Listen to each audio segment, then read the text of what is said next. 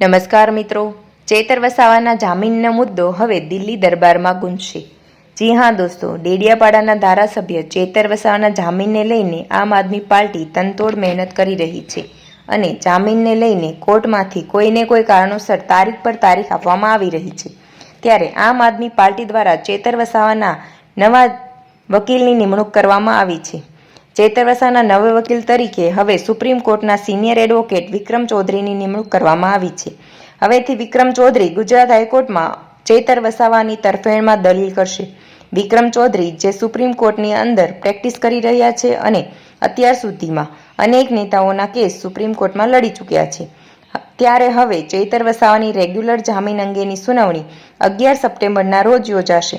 જોકે 11મી સપ્ટેમ્બરના રોજ જામીન મળવાની શક્યતાઓ નહિવત છે, કારણ કે જો પોલીસ ચાર્જશીટ રજૂ કરી દેશે તો ચેતર વસાવાના વકીલને ચેતર વસાવાની જામીન અરજી પાછી ખેંચી લેવા સિવાય કોઈ વિકલ્પ નહીં બચે અને ત્યારબાદ નવેસરથી જામીન ચાર્જશીટ દાખલ કરવાની રહેશે, એવી ચર્ચાઓ સામે આવી રહી છે।